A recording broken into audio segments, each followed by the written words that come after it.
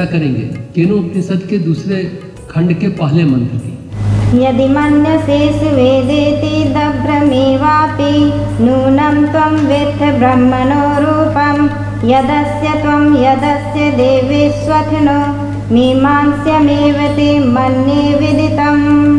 गुरु शिष्य से कहते हैं, यदि तू यह मानता है कि मैं ब्रह्म को भली भांति जान गया तो निश्चय ही ब्रह्म का स्वरूप थोड़ा सा ही जानता है, क्योंकि इस परब्रह्म परमेश्वर का जो आंशिक स्वरूप तू है और इसका जो आंशिक स्वरूप देवताओं में है वह सब मिलकर भी अल्प ही है।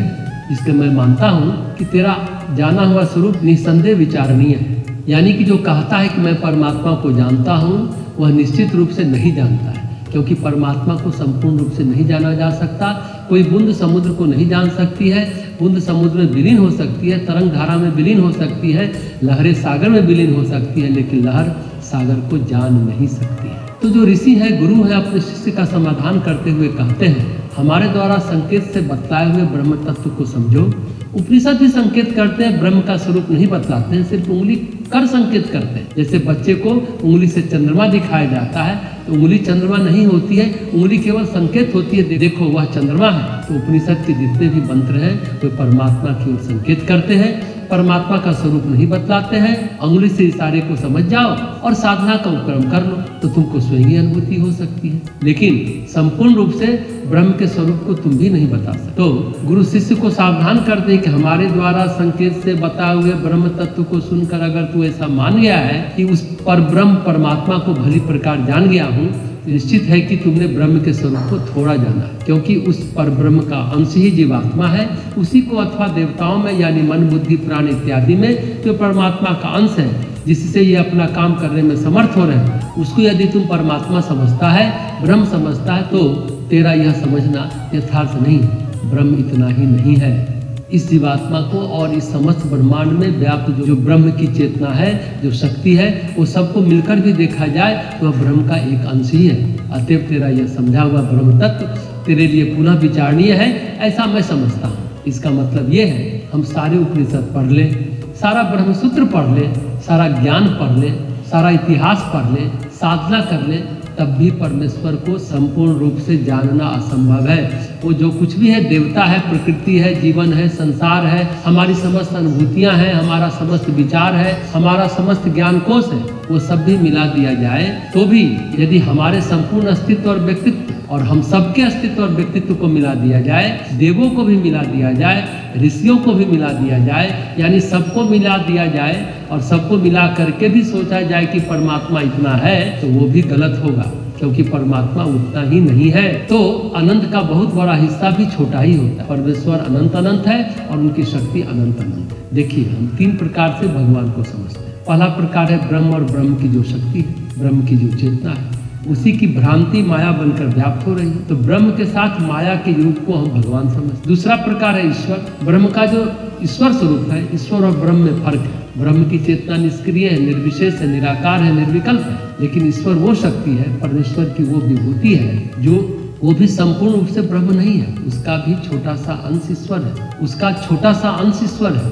तो परमेश्वर का वो स्वरूप ईश्वर है जो रचना करता है, जिससे समस्त सृष्टि की, समस्त ब्रह्मांड मंडल की रचना हुई। जब ब्रह्मा जी को भ्रम हुआ कि कृष्ण कैसे परमात्मा हो सकते हैं, कैसे नारायण हो सकते हैं, अगर नारायण है तो छोटा बालक बनकर क्यों घूम रहे हैं, ये नारायण वगैरह नहीं है। तो 1 साल के ब्रह्मा जी ने उनके सखाओं को, गायों को, बछड़ों को उठा ले गए ब्रह्म। अब ब्रह्मा जी सोच रहे हैं कि कृष्ण उनको ढूंढेंगे कि हम उठा ले गए। कृष्ण ने ढूंढने की कोशिश नहीं की। कृष्ण भगवान गाय बन गए, बछड़ा बन गए, बाल गोपाल बन गए, ग्वाल बाल बन गए, सब कुछ खुद बन गए। और जब बन गए तो यशोदा मैया को कुछ समझ में नहीं आया। पहले क्या होता था कि सारी गोपिकाएं, सारे गोप, सारे ग्वाल बाल जब कृष्ण आते थे तो उनके आसपास लिपट जाते। किसी माँ को अपने बच्चे का ध्यान ही नहीं रहता था, सब कृष्ण की ओर ही उड़ी चली आती थी। अब 1 साल में परिवर्तन ये हुआ कि सबको अपने अपने बच्चे प्यारे लगने लगे, किसी ने कृष्ण की ओर ध्यान नहीं दिया। तो यशोदा मैया सोचे कि ये क्या कर रहे हैं, तो कृष्ण भगवान बोले कि ये सब हम ही को प्रेम कर रहे हैं, वो सब हम ही है, मनसुखा, श्रीदामा, मधुमंगल हम ही है, हम ही सब बछड़ा गाय बन गए।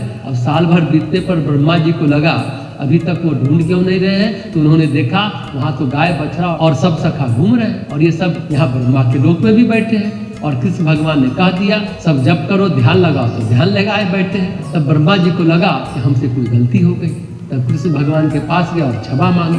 तो कृष्ण भगवान ने कहा केवल तुम एक ही ब्रह्मा नहीं हो, बहुत ब्रह्मा है। फिर कृष्ण भगवान ने दिखाया उनको कितने ब्रह्मा है, अनंत अनंत ब्रह्मा है। हर ब्रह्मांड में एक ब्रह्मा बैठा है। ब्रह्मा का मतलब है गांव का सरपंच, इतनी ही सीमा है, इससे ज्यादा नहीं।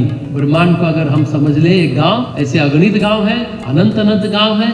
उसी तरह विष्णु जी भी है, शिव जी भी है, हर ब्रह्मांड में त्रिदेव है। लेकिन परब्रह्म परमेश्वर हर ब्रह्मांड में नहीं है, हर ब्रह्मांड उनसे है। तो ईश्वर के साथ शक्ति यानी रचना शक्ति है। तीसरा प्रकार भगवान का पुरुष के रूप में देखते हैं, जो पुरुषोत्तम के रूप में सर्वव्यापी है और पुरुष के रूप में जीव का स्वरूप बनाए बैठे हैं। उस पुरुष के साथ है प्रकृति। पुरुष की जो क्रिया शक्ति है, पुरुष को जो सम्मोहित करने वाली शक्ति है, पुरुष को जो बांधने वाली शक्ति है, वह है प्रकृति।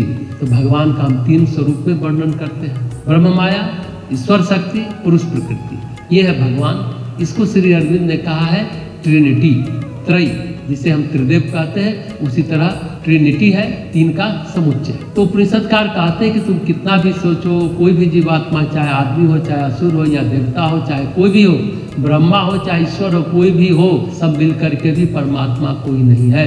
परमेश्वर ही परमेश्वर है। उनको संपूर्ण रूप से जाना नहीं जा सकता, परंतु अपने को संपूर्ण रूप से न्यौछावर किया जा, संपूर्ण रूप से अपने को समर्पित किया जा सकता है। तो परमेश्वर के समर्पण से, परमेश्वर के स्पर्श से ही हम धन्य और कृतकृत हो जाते हैं।